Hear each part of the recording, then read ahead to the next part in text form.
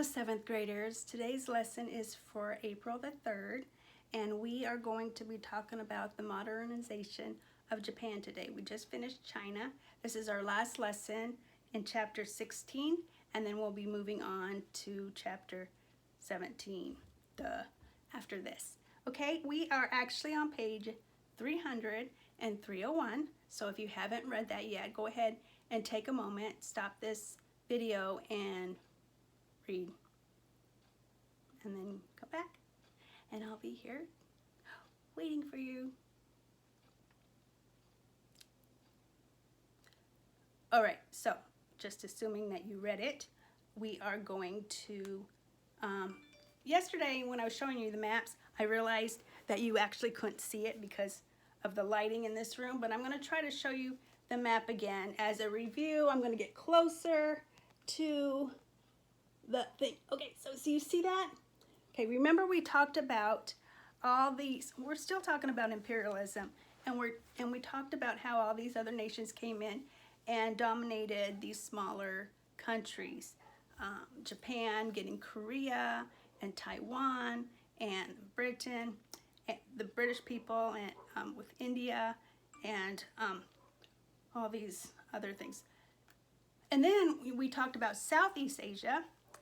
And going back to the map here, now remember, see there's other nations, because after a while all these other nations said, hey, wait a minute, what about us? Not just Asia, not just Europe, Canada and America and Portugal, all these other countries, not Canada, I'm sorry, I don't know why I said Canada, but Great Britain, France, and the United States. Remember, the United States took over the Philippine Islands, and there was one nation, though, that did not have anybody that controlled them. Can you remember the name of that nation? Well, if you said Siam or Thailand, you are correct. Thailand, which means free land, that was the only little nation that did not get influenced by another nation. Okay?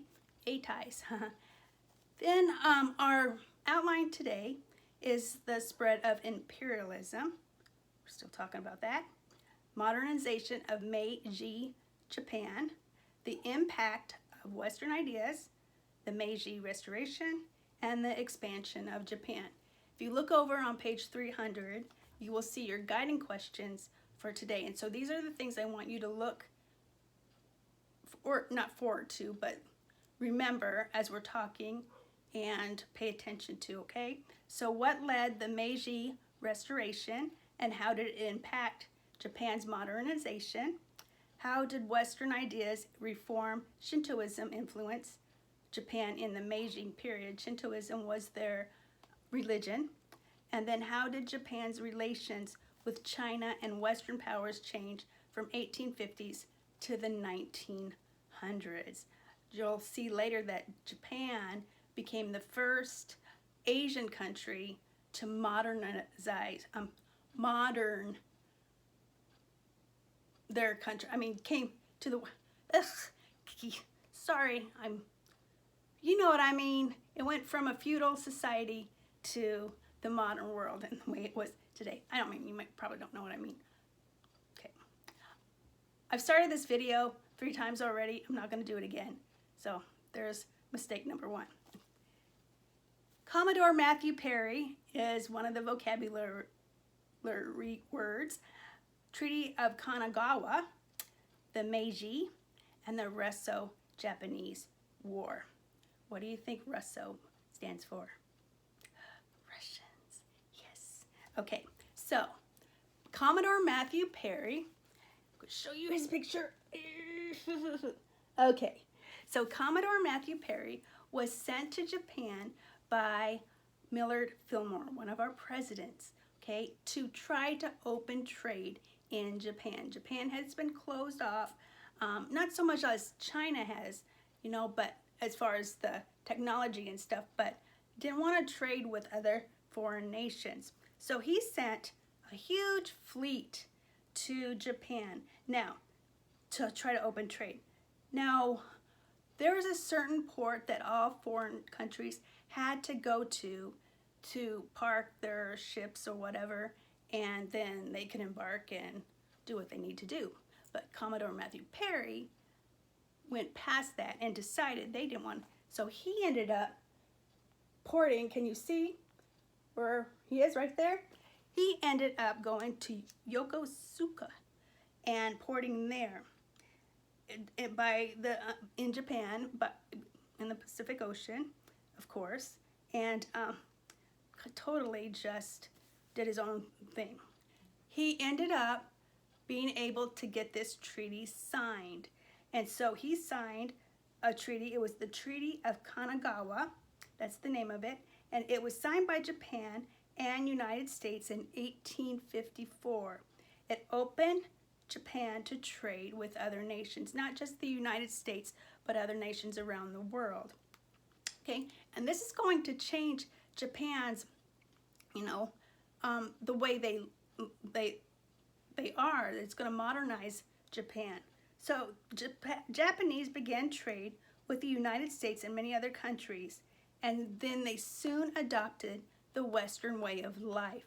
Now, Commodore Matthew Perry, when he got back to the United States, he got $20,000 for doing what he did, which in today's money would be like $500,000. So that was a lot of money to do that,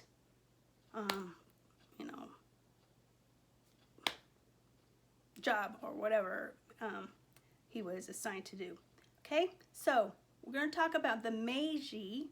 Meiji means enlightened rule. Okay, so that's another definition. And here you have a picture of the Emperor Meiji.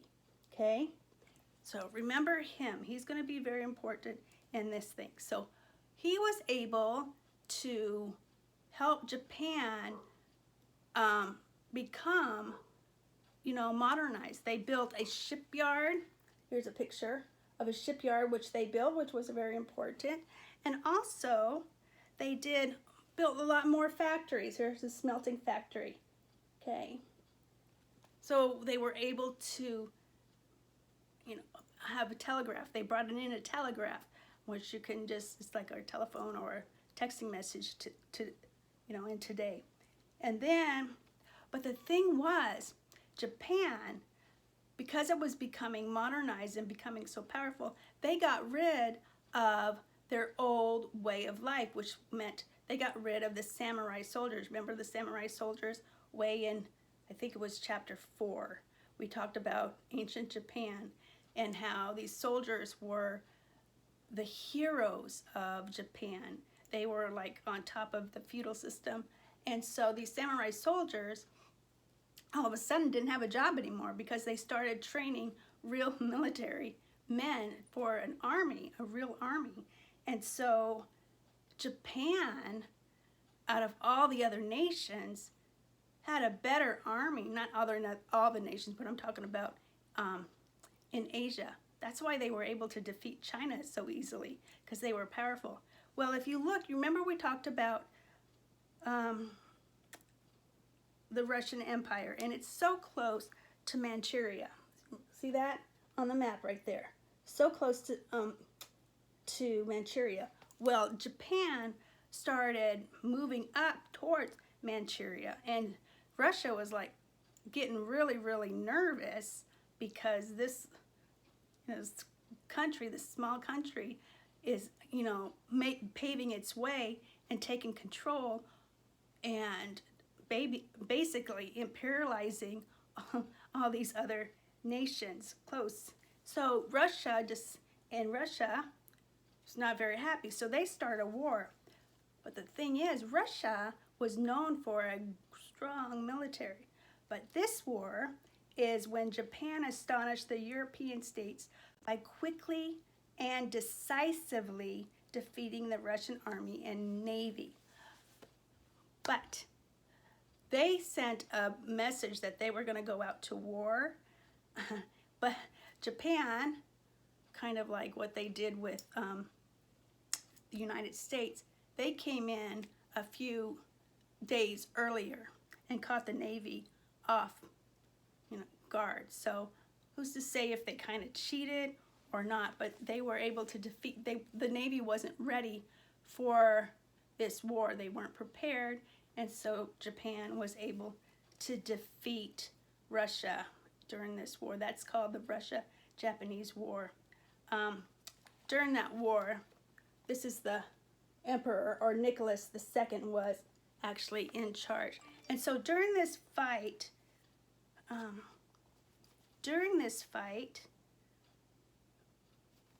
they called for Theodore Roosevelt. Theodore Roosevelt was the president at this time, and they told him, well, they asked him to come and be a mediator between Japan and Russia and to sign a treaty. So they actually met in Portsmouth, New Hampshire. Show you a picture. I don't know if your books are giving you these maps. Portsmouth, New Hampshire, and they were able to sign a treaty, the Treaty of Kanagawa. Okay, so that's basically your lesson today.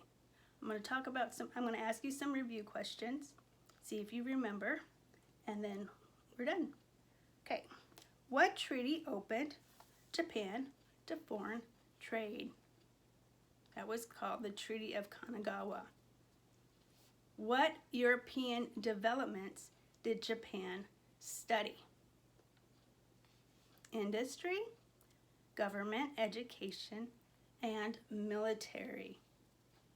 What does the term Meiji mean? Enlightened rule. What did Japan's manufacture become? What did Japan manufacture to become a powerful nation? Well, modern weapons and a modern navy fleet. Remember, they got rid of the samurai. What major power did Japan defeat in 1905? That's Russia. So let me just read you this statement. Britain had abundant natural resources, including coal and iron ore. Japan did not. A strong Christian influence tempered Britain's industrial development. Shintoism influenced Japan's industrial development. Now, I'm going to go back to, there were some section review questions. And so we